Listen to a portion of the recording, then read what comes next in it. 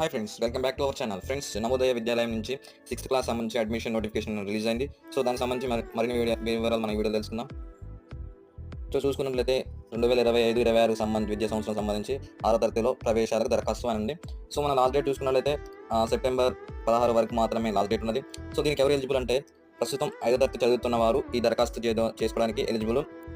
So మనం age చూసుకున్నట్లయితే age ఎంత ఉండాలంటే చూసుకున్నట్లయితే May 1, 2023 నుంచి July 31, 2015 మధ్య జన్మించే వారే మాత్రమే దీనికి ఎలిజిబుల్.